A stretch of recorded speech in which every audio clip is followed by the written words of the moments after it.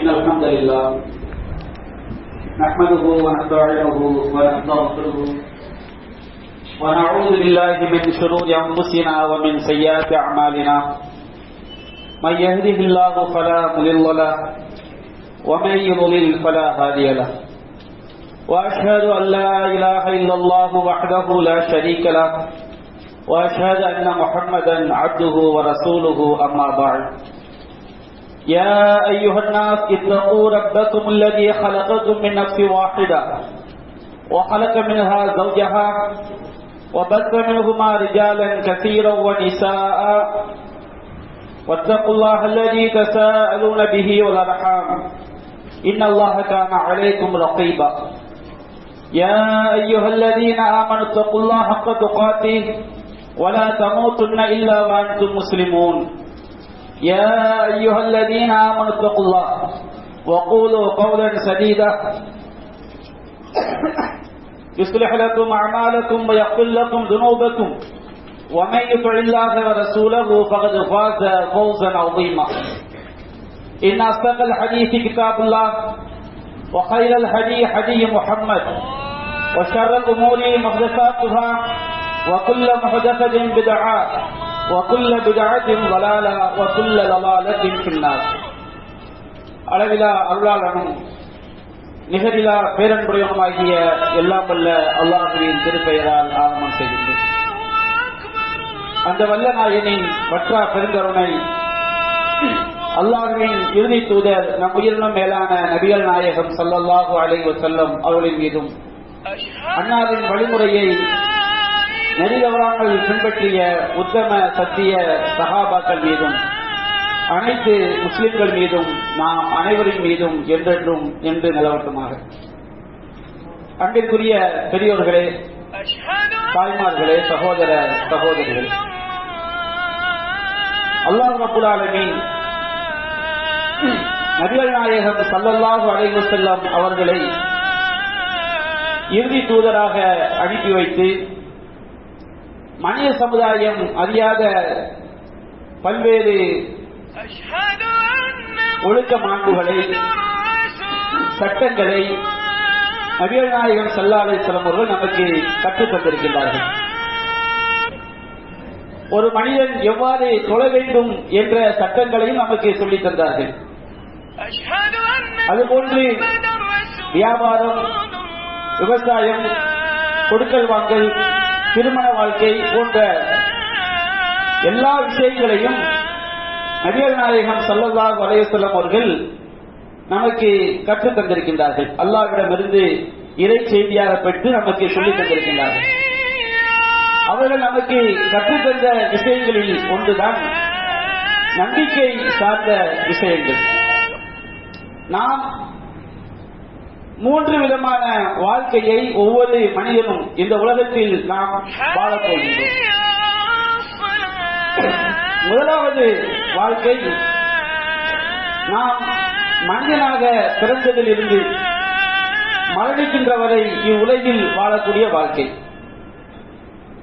இரண்டாவது வாழ்க்கை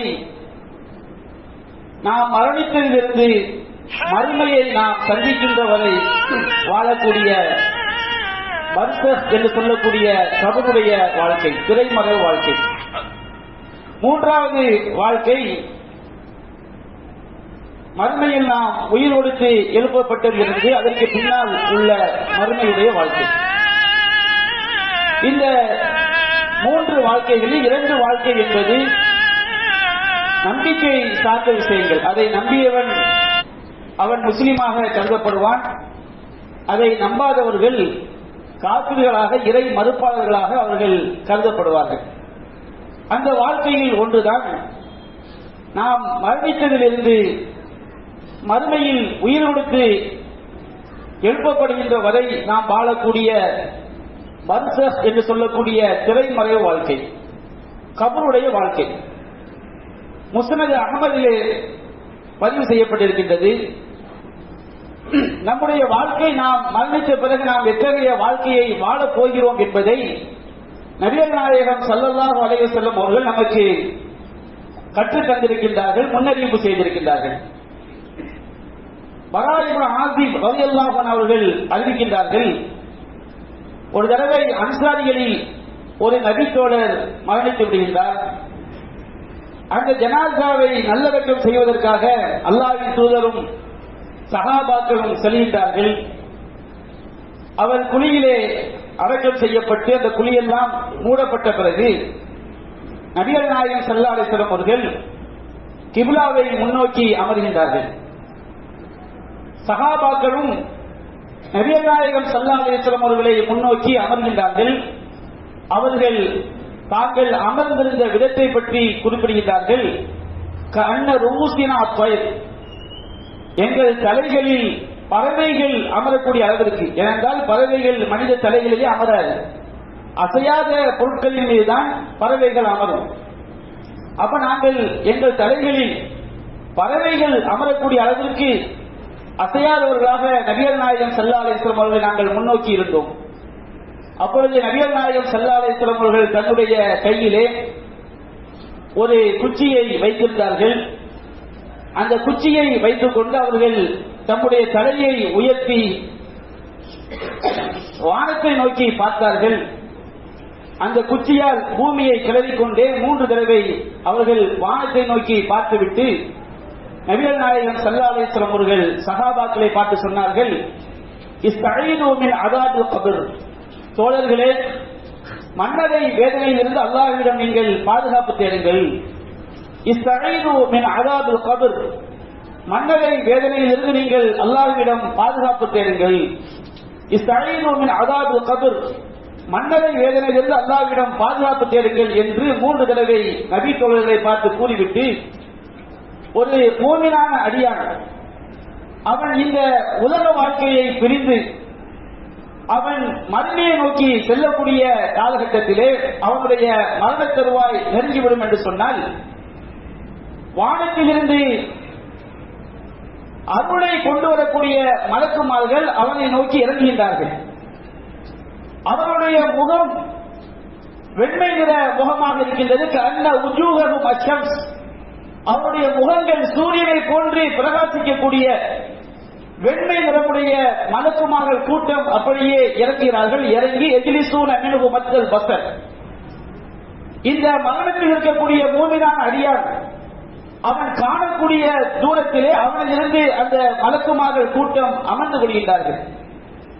அவர்கள் இறங்கும் பொழுதே மஅஹும் அஸ்ஃபானும் மின் கஃபனில் ஜன்னா, சொர்க்கத்தினுடைய கஃன் துணிகளையும் வஹனூதும் மின் ஹனூதில் ஜன்னா, சொர்க்கத்துடைய நறுமணங்களையும் கொண்டு அவர்கள் இறங்குகின்றார்கள். அவர்கள் இவன் பார்க்கக்கூடிய தூரத்திலே, இவனுடைய பார்வை எட்டக்கூடிய தூரத்திலே அந்த மலக்குமார்கள் கூட்டம் அமர்ந்து கொள்கிறார்கள். பிறகு இவனுக்கென்று நியமிக்கப்பட்ட இவனுடைய உயிரை வாங்கக்கூடிய மலக்குல் மௌத் இவனுக்கு அருகில், இவனுடைய தலைக்கு அருகில் வந்து அமர்கின்றார். இந்த காட்சியை மரண தருவாயில் இருக்கக்கூடிய அந்த மனிதன் அவன் பார்க்கின்றான். இதை நாம் உணர முடியாது. அல்லாஹ் ரப்பல் ஆலமீன் திருமறை குர்ஆனில் கூறுகின்றான், ஃபலவுலா இதா பலகத்தில் ஹுல்கும், உயிர் தொண்டை குழியை அடையும் பொழுது வஅன்தும் ஹைலைனின் தந்துரும், நீங்கள் மரண தருவாயில் இருப்பவனை நீங்கள் பார்த்துக் கொண்டிருக்கிறீர்கள். வனகுன் அக்ரபு இலைஹி மின்கும் வலாக்கின் லா துப்சிரூன், உங்களை விட நாம் அவருக்கு மிக நெருக்கமாக இருக்கிறோம். நாம் என்று சொன்னால் இறைவனுடைய கட்டளைப்படி இறங்கக்கூடிய அந்த வானவர்களை அல்லாஹ் சொல்லி காட்டுகின்றார். உங்களை விட அவனுக்கு நாம் மிக நெருக்கமாக இருக்கின்றோம், ஆனால் நீங்கள் அதை பார்க்க முடியாது. ஃபலவுலா இன் குன்தும் கைர மதீனின், நீங்கள் மறுமையில் விசாரிக்கப்படவே மாட்டீர்கள் என்று இருக்கும் என்று சொன்னால், தத்யூனஹை குன்தும் சாதிகின், சாதம் போகிறவனுடைய அந்த உயிரை நீங்கள் மீண்டும் கொண்டு வந்து பாருங்கள் என்று அல்லாஹ் கூறுகின்றான். அப்ப இந்த காட்சியை மரண தருவாயில் இருப்பவன் அவன் பரிசனுடைய திரைமலர் வாழ்க்கைக்கு அவன் உள்ளாகி விடுகின்றான். அவனுக்கு தலைக்கரையில் மலக்குல் மௌத் வந்து அமர்ந்து அவனை பார்த்து கூறுகின்றார், யா அய்யத்துஹன் நஃப்ஸு தய்யிபா, பரிசுத்தமான ஆத்மாவே, உஹ்ருஜி இலா மக்ஃபிரத்தின் மினல்லாஹி வ ரிضவான், அல்லாஹ்வுடைய மன்னிப்பை நோக்கியும் அவனுடைய பொருத்தத்தை நோக்கியும் நீ வெளியேறி வா. ஏன் அந்த மனிதனை பரிசுத்தமான ஆத்மா, யா அய்யத்துஹன் நஃப்ஸு தய்யிபா, தூய்மையான மனிதனே என்று எதற்கு அந்த வானவர் அழைக்க வேண்டும்? அவர் தன்னுடைய வாழ்வை தூய்மையான முறையில் அமைத்திருக்கின்றார். அவர் அல்லாஹ்வுக்கு இணை கற்பிக்காமல் வாழ்ந்திருக்கின்றார். அவர் அல்லாஹ்வை சரியாக தொழுதிருக்கின்றார். அவர் பாவமான காரியங்களில் பங்கேற்கவில்லை. அவர் ஹலாலான முறையில் சம்பாதித்து சாப்பிட்டிருக்கின்றார். அவர் தன்னுடைய குடும்பத்திற்கு, மனைவி மக்களுக்கு, பிள்ளைகளுக்கு நல்லதை ஏறி இருக்கின்றார்.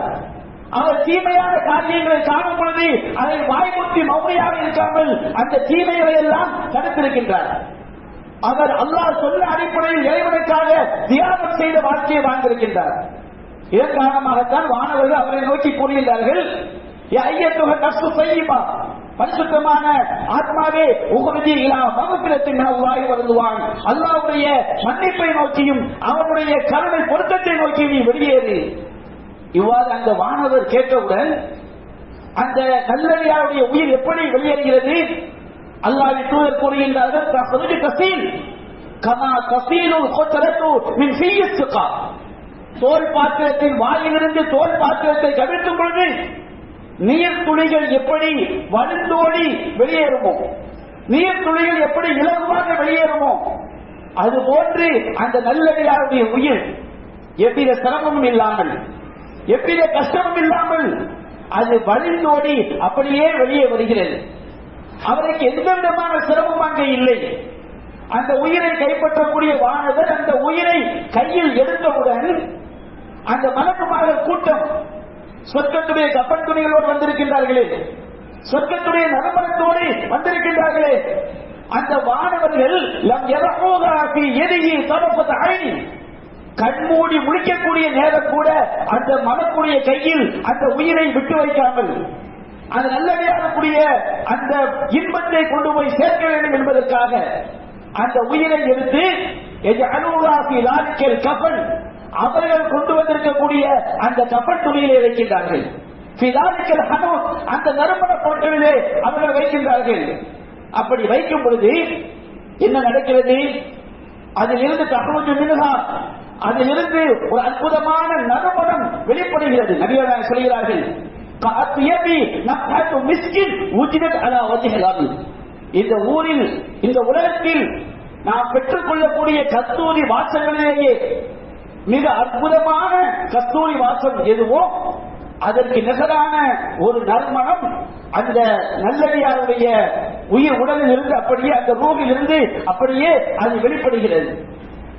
அப்படி வெளிப்பட்டவுடன் அந்த வானவர்கள் கூட்டம் அல்லாஹ் நல்லடியார்களை எப்படி கண்ணியப்படுத்துகின்றார் என்பதை பார்க்கின்றோம். அந்த வானவர்கள் கூட்டம் அந்த ரூஹை அப்படியே வானத்தை நோக்கி கொண்டு செல்கின்றார்கள். பூமிக்கும் வானத்திற்கும் மத்தியிலே எத்தனையோ வானவர் கூட்டங்கள் நிறைந்திருக்கிறார்கள், மலக்குமாருடைய கூட்டங்கள்.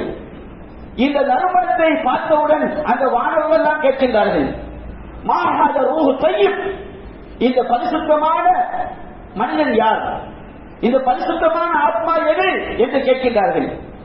இந்த வானவர்கள் கூட்டம் பதில் சொல்கின்றார்கள், ஹாதா புலான் இப்னு புலான், இவன் இன்னாருடைய மகன் இன்னார்,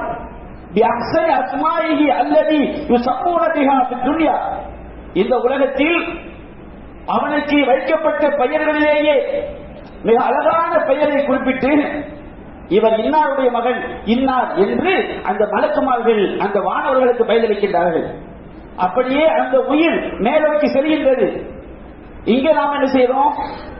இறந்து போனவங்க நம்ம எல்லாரும் உட்கார்ந்து அழுகின்றோம், சொத்துக்கள் பங்கிடப்படுகின்றது.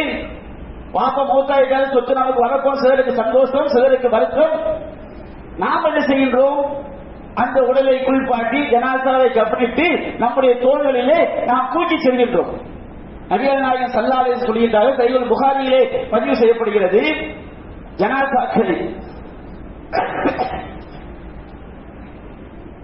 ஜனாசாக்களை மனிதர்கள் தோள்களிலே சுமந்து செல்லும் பொழுது அது நல்ல மனிதனாக இருந்தால் அந்த ஜனாசா சொல்லும், கத்தி மூணு என்னை விரைவாக கொண்டு செல்லுங்கள், என்னை விரைவாக கொண்டு செல்லுங்கள்.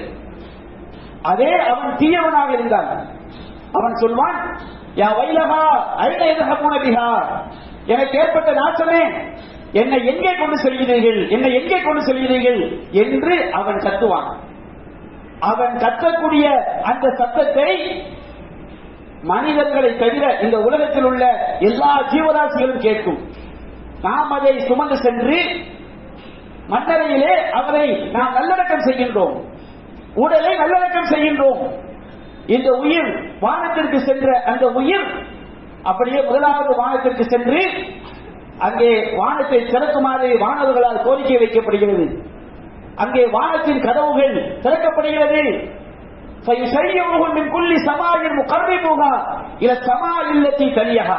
சொல்லி காட்டுகிறார்கள். ஒவ்வொரு வானத்திலும் இருக்கின்ற இறைவனுக்கு நெருக்கமான அந்த மலக்குமார்கள் அந்த ரூஹை அடுத்த வானம் வரை சென்று அவரை வழியனுப்பி வைக்கிறார். அல்லாஹ் அந்த நல்ல மனிதனை கௌரவிக்கின்றார். இரண்டாவது வானத்திற்கு அந்த ரூஹ் செல்கின்றது, அவ்வாறு அனுமதிக்கப்படுகிறது. அப்படியே மூன்றாவது வானத்திற்கு செல்கின்றது, நான்காவது வானத்தை கிடைக்கிறது. இப்படி ஏழாவது வானத்தை சென்றடைந்தவுடன் அல்லாஹ் ரப்பல் ஆலமீன் கூறுகின்றான், உக்துபு கிதாப அப்தி ஃபில் இல்லியீன், என்னுடைய அடியானின் பதிவேட்டை இல்லையின் என்ற ஏட்டிலே நீங்கள் பதிவு செய்யுங்கள். திருமறை குர்ஆன் அல்லாஹ் சொல்லி காட்டுகின்றான், இன்ன கிதாபல் அப்ராரி ஃபில் இல்லியீன், நல்லவருடைய அந்த பதிவேடு இல்லையின் என்ற அந்த உயரமான இடத்திலே இருக்கிறது. அங்கே பதிவு செய்தவுடன் அல்லாஹ் கூறுகின்றான், ஐதுஹா இலல் அர்த், அந்த ரூஹை நீங்கள் பூமியை நோக்கி மீண்டும் கொண்டு செல்லுங்கள். என்ன காரணம்? அல்லாஹ் சொல்கின்றான், ஃபஇன்னி மின்ஹா கலக்துஹும், அந்த மண்ணில் இருந்துதான் பூமியில் இருந்துதான் நான் மனிதர்களை படைத்தேன். வஃபீஹா உஈதுஹும், அதில்தான் நான் அவர்களை மீண்டும் கொண்டு செல்வேன். வமின்ஹா உஹ்ரிஜுஹும் தாரத்தன் உக்ரா, அந்த பூமியில் இருந்துதான் நான் மீண்டும் மனிதர்களை வெளிப்படுத்துவேன் என்று அல்லாஹ் விதியாக்கி விட்டான். அந்த விதிக்காக, இறைவனுடைய அந்த சட்டத்திற்காக அந்த உயிர் மீண்டும் பூமியை நோக்கி கொண்டு வரப்பட்டு நாமெல்லாம் அடக்கம் செய்துவிட்டு திரும்பி செல்கிறோம். திரும்பி செல்லும் பொழுது நபிகள் நாயகம் சொல்கிறார்கள், அந்த இறந்தவன் அவன் நல்லவனாக இருந்தாலும் தீயவனாக இருந்தாலும் அடக்கம் செய்துவிட்டு திரும்பி செல்லக்கூடிய செருப்போசையை அல்லாஹ் கேட்க வைக்கின்றான். என்ன காரணம், என்ன படிப்பினை? உன்னோடு இருந்தார்களே, உலகத்தோடு உன்னோடு இருந்தார்களே, நீ தந்தை என்று நினைத்தாயே, தாய் என்று நினைத்தாயே, உறவு என்று நினைத்தாயே, இவர்களெல்லாம் உனக்கு துணை நிற்பார்கள் என்று நினைத்தாயே, அந்த உறவுகள் எல்லாம் திரும்பி செல்கிறார்கள். மனிதா, நீ கேட்கின்றாயா என்பதை மனிதனுக்கு உணர்த்துவதற்காக, உனக்கு இன்று யாரும் இல்லை, நீ என்னுடைய பிடியில் வந்துவிட்டாய், நீ என்னிடமிருந்து தப்பிக்க முடியாது என்பதை மனிதனுக்கு காட்டுவதற்காக அல்லாஹ் என்ன செய்கின்றான்? அந்த செருப்போசையை அங்கே கேட்க வைக்கின்றான். வானத்திலிருந்து அவனுடைய உயிர் கொண்டு வரப்பட்டு அவனுடைய உடலில் இணைக்கப்படுகிறது. கபர் வேதனை என்பது, கபருடைய வாழ்க்கை என்பது நம்முடைய ரூஹுக்கு மட்டுமல்ல, நம்முடைய ரூஹோடு உடலும் சேர்ந்துதான் இருக்கும். நாம் துன்யாவிலே எப்படி இருக்கிறோமோ அப்படித்தான் கபருடைய வாழ்க்கையில் இருக்கிறோம். அதை நாம் அறிய முடியாது. அந்த ரூஹ் அந்த ஜஸதோடு இணைக்கப்பட்டவுடன் அங்கே 2 மலக்குமார்கள் வருகிறார்கள். மலக்குமார்கள் வரும் பொழுது அந்த மனிதனை எழுப்பி உட்கார வைத்து அவர்கள் கேள்வி கேட்கின்றார்கள், மன் ரப்புக், உன்னுடைய இறைவன் யார்? அந்த அடியான் சொல்வான், அவன் தான் இறைவனை சொல்றவன் அல்லவா, அவன் இறைவனுக்கு இணை வைக்காதவன் அல்லவா, அவன் தன்னுடைய சொந்த பந்தங்களை எல்லாம் இறைவன் சொன்ன பாதையிலே நடக்குமாறு அறிவுறுத்தியவன் அல்லவா, அவன் ஹலாலான வழியில் சம்பாதித்தவன் அல்லவா, அவன் தீமையை கண்டு பொங்கி இறந்தவன் அல்லவா, அவன் நன்மையை ஏவியவன் அல்லவா, தீமையை தடுத்தவன் அல்லவா, அவன் பரிசுத்தமான ஆத்மா, அல்லாஹ் ரசூல் சொன்னபடி வாழ்க்கை அமைத்த ஆத்மா. அவன் சொல்வான், ரப்பி அல்லாஹ், என்னுடைய இறைவன், என்னுடைய ரப்பு அல்லாஹ் என்று சொல்வான். அடுத்த மலக்குமார்கள் கேட்பார்கள், மன் நபியு மன் மாதீனுக்க, உன்னுடைய மார்க்கம் எது? அவன் பரிசுத்தமான ஆத்மா, அல்லாஹ் ரசூல் கட்டுப்பட்டு வாழ்ந்த ஆத்மா. அவன் சொல்வான், தீனி அல் இஸ்லாம், என்னுடைய மார்க்கம் இஸ்லாம். அடுத்த நபிகள் நாயகத்தை குறித்து கேட்பார்கள், மாஹாத ரஜுலுல்லதி புகைச இலைக்கும், உங்களுக்கு அனுப்பப்பட்டாலே இந்த மனிதன் யார், இவரை பற்றி என்ன கருதுகின்றார்? அந்த அடியார் சொல்வான், அப்துல்லாஹி வ ரசூலு, இவர் அல்லாஹ்வுடைய அடியார், அல்லாஹ்வுடைய தூதர், அஷ்ஹது அன்னஹு அப்துல்லாஹி வ ரசூலு, அல்லாஹ்வுடைய அடியார் என்றும் அவருடைய தூதர் என்று நான் சாட்சி கூறுகிறேன். அப்ப அந்த மலக்குமார்கள் 4வது கேள்வி கேட்பாங்க, மா அல்லமக், உனக்கு இதை கற்றுத்தந்தது யார்? அன்பிற்குரிய பெரியவர்களே, தாய்மார்களே, இந்த வார்த்தையைத்தான் நாம் நன்றாக சிந்திக்க கடமைப்பட்டிருக்கின்றோம். மலக்குமார்கள் கேட்கின்றார்கள், மா இல்முக்க, இதெல்லாம் நீ எப்படி தெரிந்து கொண்டாய்? அந்த அடியான் சொல்வான், கலவத்து கிதாப் அல்லாஹ், அல்லாஹ்வுடைய வேதத்தை படித்தேன், ஆமன்து பிஹி வ சத்தத்துஹு, அல்லாஹ்வுடைய வேதத்தை படித்து அதை நம்பிக்கை கொண்டு அதை நான் உண்மைப்படுத்தினேன். எது நம்மை கபரில் காப்பாற்றும் என்பதை இந்த வார்த்தை நமக்கு மிக தெளிவாக சொல்லித் தருகிறது. இவ்வாறு அவன் பதிலளித்தவுடன் அல்லாஹ் கூறுவான், வானத்திலிருந்து ஒரு சத்தம் கேட்கும், என்னுடைய அடியான் உண்மை வைத்து விட்டான், சொர்க்கத்திலிருந்து அவனுக்கு விரிப்பை விரியுங்கள், சொர்க்கத்திலிருந்து அவனுக்கு ஆடை அணிவியுங்கள், அவனுக்காக சொர்க்கத்திலிருந்து ஒரு கதவை வாசலை திறந்து விடுங்கள். அவனுக்கு சொர்க்கத்து கதவுகள், சொர்க்கத்து வாசல்கள் அங்கே திறக்கப்படுகிறது. அந்த சொர்க்கத்துடைய நிம்மதி, அந்த சொர்க்கத்துடைய நறுமணம், அந்த சொர்க்கத்துடைய அந்த நறுமணம் வாழ்க்கை காற்று அப்படியே அவனுடைய மன்னரைக்குள் அங்கே வருகின்றது. அவனுடைய கபூர் அங்கே விசாலமாக்கப்படுகின்றது. விசாலமாக்கப்பட்டு அவன் நிம்மதியாக அங்கே இருக்கும் பொழுது அங்கே ஒரு மனிதன் வருகின்றான்.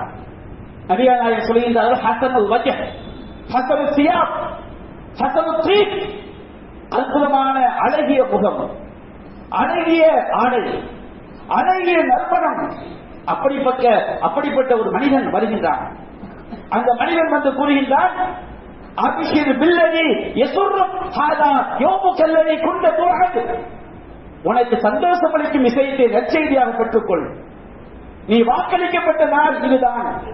நீ நம்பிக்கை கொண்டிருந்தாயே, மரணத்திற்கு பிறகு ஒரு வாழ்க்கை இருக்கிறது, அந்த வாழ்க்கைக்காக தயாராக வேண்டும் என்று நீ வாழ்ந்தாயே, அந்த வாழ்க்கை இதுதான், அந்த நாள் இதுதான், நீ நற்செய்தி பெற்றுக்கொள் என்று சொல்லும் பொழுது இவன் கேட்பான், மன் அன்த, நீ யார்?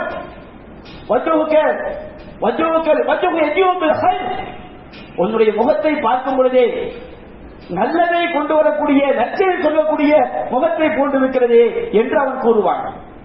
அப்பொழுது அந்த மன்னன் சொல்லுவான், அவன் வானத்திலிருந்து இறக்கப்பட்டவன் கிடையாது, அவன் பூமியிலிருந்து முளைத்து வந்தவன் கிடையாது. அவன் சொல்லுவான், அமலுக்க சாலிஹ், நான் தான் நீ செய்த நல்லறங்கள். அன்பிற்குரிய சகோதரிகளே, நாம் செய்யக்கூடிய நல்லறங்கள், நாம் கொடுக்கக்கூடிய தர்மங்கள், நாம் வாழக்கூடிய வாழ்க்கை, நாம் ஏவக்கூடிய நன்மைகள், நாம் தடுக்கக்கூடிய தீமைகள், நாம் போடக்கூடிய புராணம், இதுதான் நம்மோடு வரக்கூடியது. அதுதான் அங்கே வந்து நமக்கு துணையாக நிற்கக்கூடியது. நான் தான் நீ செய்யக்கூடிய, நீ செய்த நல்லறங்கள் என்று அவன் சொன்னவுடன் இந்த அடியான் அல்லாஹ்விடம் கேட்பான், யா ரப் அக்ரிஸ் ஸாஅ, யா ரப் அக்ரிஸ் ஸாஅ, இறைவா கியாமத் நாளை கொண்டு வந்து விடு, கியாமத் நாளை கொண்டு வந்து விடு. அர்ஜு இலா அஹ்லி வ மாலி, என்னுடைய குடும்பத்தோடும் என்னுடைய செல்வத்தோடும் நான் போய் சேர வேண்டும், கியாமத் நாளை கொண்டு வந்து விடு யா அல்லாஹ் என்று அவன் பிரார்த்திப்பான். மலக்குமார்கள் சொல்வார்கள், நம் கனௌமத்தில் அபுஸ், நீ புது மாப்பிள்ளை தூங்குவது போன்று தூங்கு. எதுவரை? அல்லதி லா யூக்கிலுஹு இல்லா அஹப்பு அஹ்லிஹி இலை, உன்னுடைய குடும்பத்திலேயே உனக்கு நேசமிக்க ஒருவர் வந்து எழுப்பினால் எழுந்திருப்பாயே, அது போன்ற புதுமாப்பிள்ளை தூங்குவது போன்று தூங்கி. ஹத்தா இபாதல்லாஹு மின் மல்ஜஇஹி, அல்லாஹ் உன்னை இந்த இடத்திலிருந்து எழுப்புகின்றவரை நீ புதுமாப்பிள்ளை தூங்குவது போன்று தூங்கு என்று அந்த வானவர்கள் கூறுவார்கள். அந்த நல்லடியார் மறுமை நாள் வரை நிம்மதியாக தூங்குகின்றார். இது நல்லோர்களின் நிலைமை. தீயவனுடைய நிலைமை என்ன? தீயவன் அவன் மரண தருவாயிலே இருக்கும் பொழுது கருமை நிற முகங்களோடு வானவர்கள் இறங்குகிறார்கள். அவர்களோடு ஆடைகள் இருக்கும், நரகத்துடைய ஆடைகள் இருக்கும், நெருக்கடியான இருக்கக்கூடிய ஆடைகள் இருக்கும். அந்த ஆடைகளோடு அவர்கள் இறங்குகிறார்கள். இறங்கி இவன் பார்க்கக்கூடிய துறையிலே, இவன் அந்த மலக்குமாரை பார்க்கக்கூடிய தூரத்திலே அந்த மலக்குகள் எல்லாம் அமர்கின்றார்கள். இவனுடைய உயிரை கைப்பற்றக்கூடிய மலக்குள் மோத் அருகே வருகின்றார். தலைமாட்டில் அமர்ந்து கூறுகின்றார், கேள்வி கெட்ட ஆத்மாவே, கேள்வி கெட்ட ஆத்மாவே, உஹுதி இலா சஹத்தி மினல்லாஹி வ கலப், அல்லாஹ்வுடைய வெறுப்பை நோக்கியும் அல்லாஹ்வுடைய கோபத்தை நோக்கி நீ வெளியேறு. அவன் அல்லாஹ்விற்கு இணை கற்பித்து வாழ்ந்தவன் அல்லவா? அவன் ஹலாலான சம்பாதித்து சாப்பிடவில்லை, அவன் ஹராமான சம்பாதித்து சாப்பிட்டவன் அல்லவா? வட்டி வாங்கியவன் அல்லவா? வட்டக்கிணி வாங்கியவன் அல்லவா? தீமையான காரியங்களில் ஊரெல்லாம் செய்வது என்பதற்காக எதிர்ப்பு காட்டாமல் கலந்து கொண்டவன் அல்லவா? அவன் தன்னுடைய குடும்பத்திற்கு பிள்ளைகளுக்கு நல்லதை கற்றுக் கொடுக்காதவன் அல்லவா? அவன் தொழவில்லை, அவன் நோன்பு வைக்கவில்லை, அவன் ஜக்காத் கொடுக்கவில்லை, அவன் ஹராமிலேயே ஊறி திறந்தவன் அல்லவா? அதான் வானவர் சொல்கிறார்கள், கேடு கெட்ட ஆத்மாவே, கேடு கெட்டவனே, அல்லாஹ்வுடைய வெறுப்பை நோக்கியும் அவனுடைய கோபத்தை நோக்கி நீ வெளியேறு. அவனுடைய உயிர் அவனுடைய உடலிலிருந்து அப்படியே பிரிக்கப்படும். நபியார் சொல்கிறார்கள்,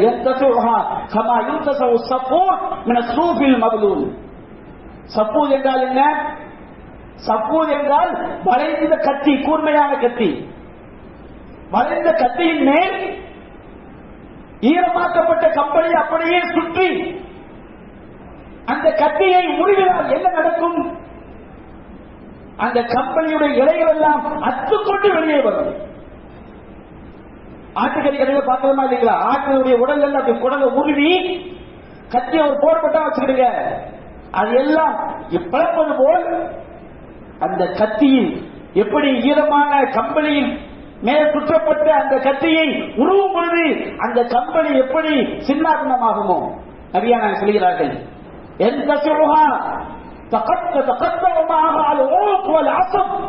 அவனுடைய நரம்புகளும் சத்தைகளும் அப்படியே துண்டல் உண்டாகிவிடும்.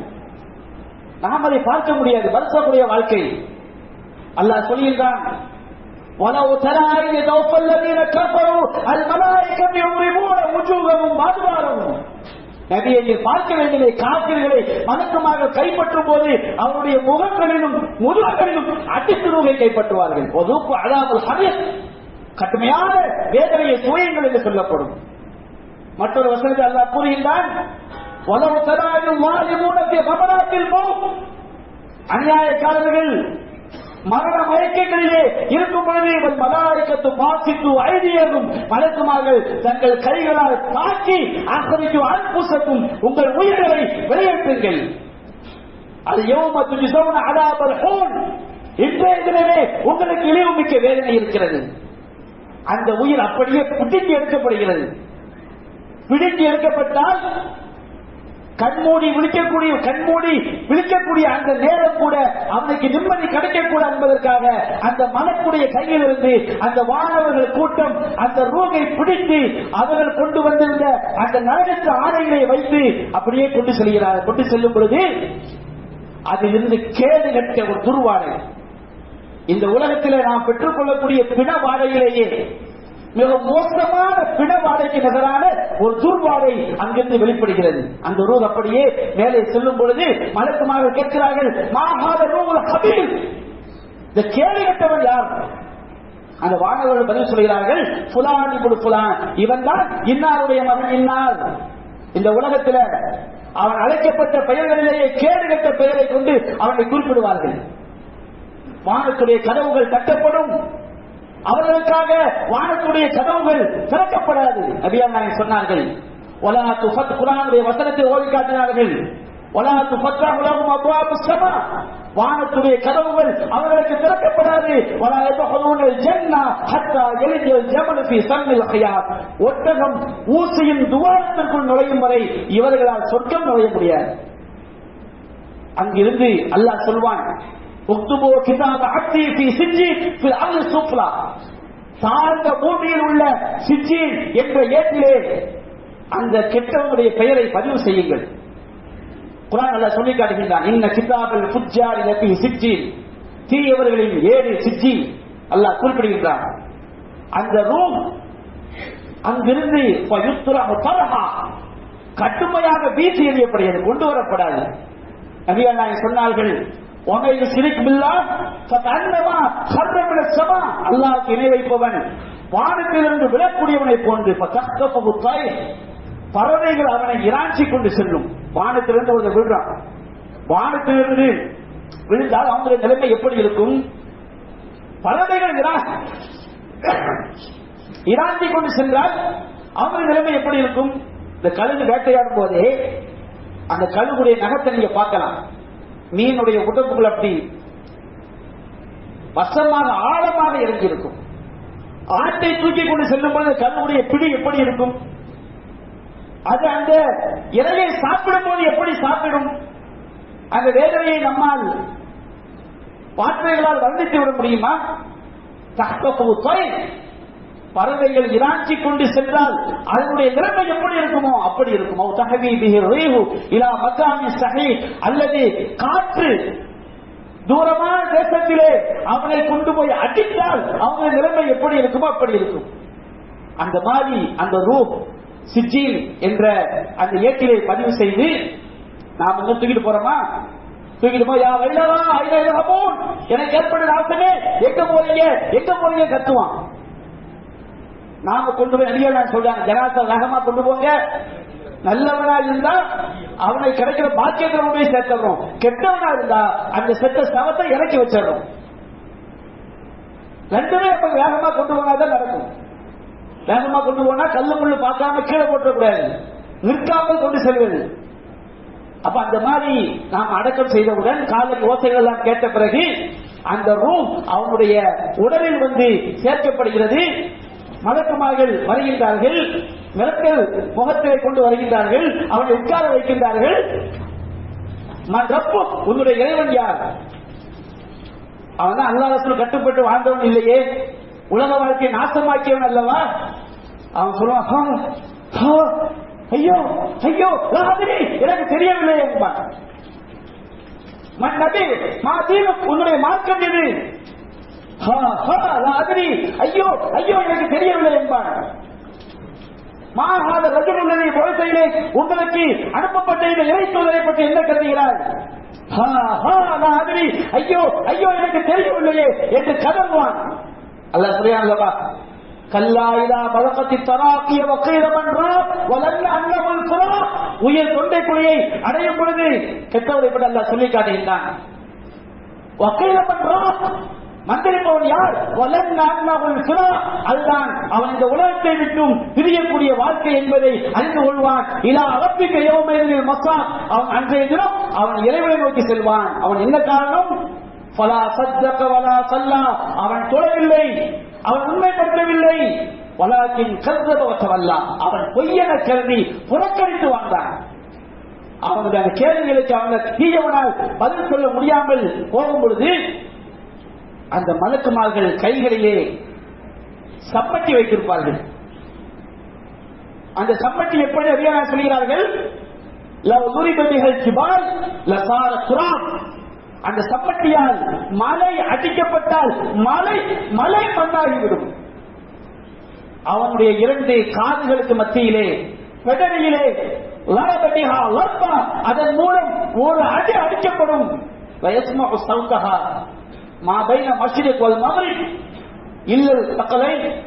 மனித சின்னை தவிர வானத்துக்கும் பூமிக்கு மத்தியில் உள்ள எல்லா ஜீவராசிகளும் அந்த சத்தத்தை கேட்கும். அவன் அப்படியே மண்ணாகி விடுவான். மீண்டும் அவங்களுடைய அவங்களுடைய உடலிலே ஊட்டப்பட்டு திரும்பவும் அடிக்கப்படும். அல்லாஹ் சொல்வான், என்னுடைய அடியான் பொய் வைத்து விட்டான். அவனுக்கு நரகத்திலிருந்து ஆடையை அணியுங்கள், நரகத்திலிருந்து அவனுக்கு விரிப்புகளை விரியுங்கள், அவனுக்கு நரகத்திலிருந்து ஒரு வாசலை திறந்து விடுங்கள். என்ன நடக்கும்? அதை இரண்டாவது முறையில் காண்போம் என்று கூறி என்னுடைய முதல் முறையை நிறைவு செய்கின்றேன். அல்ஹம்துலில்லாஹி ரப்பில் ஆலமீன்.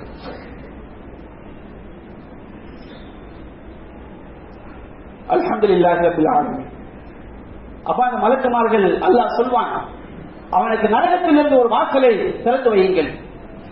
நரகத்திலிருந்து அவனுடைய விஷக்காற்று, அங்கே வெப்பக்காற்று, அங்கே அனல் அப்படியே அங்கே வருகின்றது. அவனுடைய கபர் அங்கே அவனை நெருக்குகின்றது. அவனுடைய விழா எலும்புகள் எல்லாம் ஒன்றோடு ஒன்று நொறுக்கக்கூடிய அளவிற்கு அந்த கபர் அவனை நெருக்குகிறது. நபிகள் நாயகம் ஸல்லல்லாஹு அலைஹி வஸல்லம் அவர்கள் சஅத் இப்னு முஆத் அவர்களை அடக்கம் செய்யும் பொழுது சஅத் இப்னு முஆத் அவருடைய மரணத்திலே 70,000 மலக்குமார்கள் பூமிக்கு வந்தார்கள். அப்படி சிறந்த நல்லடியார் அடக்கம் செய்துவிட்டு சுப்ஹானல்லாஹ் அப்படிங்கிறாங்க, அல்லாஹ் தூய்மையாங்கிறாங்க. சஹாபாக்கள் சொல்றாங்க, அல்லாஹ் என்ன ஆச்சு? லவ் இன் ஃபலக அஹத் மின் லக்ஃபத்தில் கப்ர் லன் ஃபலக மின்ஹா சஅத் இப்னு முஆத். யாராவது கபருடைய அந்த நெருக்கத்தில் தப்பிக்க வேண்டும் என்றால் சஅத் இப்னு முஆத் தப்பித்திருப்பார். எல்லாருக்கும் கபர் நெருக்கும் மூமின் என்று தெரிந்தவுடன் விசாலமாகிவிடும். ஆனால் காபிர்களுக்கு அப்படியே அது நெருக்கும் பொழுது அங்கே ஒரு மனிதன் வருகின்றான். அவன் கேட்கின்றான், மன் அன்த, நீ யார்? உன்னுடைய முகத்தை பார்க்கும் பொழுதே கெட்ட செய்தியை கொண்டு வரக்கூடிய முகமாக இருக்கிறது. அவன் வானத்திலிருந்து இறங்கியவன் அல்ல, பூமியிலிருந்து முளைத்தவனும் அல்ல. அவன் செய்த கேடுகட்ட காரியங்கள், அவன் செய்த அநியாயங்கள், அவன் செய்த மோசடிகள், அவன் அடுத்தவனுக்கு செய்த துரோகங்கள், இறைவனுக்கு செய்த பாவங்கள் எல்லாம் அங்கே தீயவனுடைய முகத்திலே, தீயவனுடைய தோற்றத்திலே வந்து நிற்கும். அவன் சொல்வான், நான் தான் நீ செய்த தீய காரியங்கள், நீ செய்த அநியாயங்கள், நீ செய்த கொடுமைகள், நீ செய்த பாவங்கள் நான் தான். இல்லா குந்த பசியன் தாழத்தில்லா, எனக்கு தெரிந்து நீ அல்லாஹ்வுக்கு கட்டுப்படக்கூடிய விஷயத்தில் எல்லாம் தூரமாக நின்றாய். சரியா மாட்சியத்தில்லா, அல்லாஹ்வுக்கு மாற்று செய்யக்கூடிய விஷயத்திலே நீ விரைந்து சென்றாய். கபரில் அவனுக்கு வேதனை செய்யப்படுகிறது. கியாமத்து நாள் வரை, அல்லாஹ் மீண்டும் உயிரோடு எழுப்புகின்ற வரை அவனுக்கு அங்கே வேதனை செய்யப்படுகின்றது. அன்பிற்குரிய சகோதரர்களே, தாய்மார்களே, இவையெல்லாம் கட்டுக்கதைகள் அல்ல, கற்பனை விஷயங்கள் அல்ல, அல்லாஹ்வின் தூதர் நமக்கு சொன்ன மறைவான விஷயங்கள்.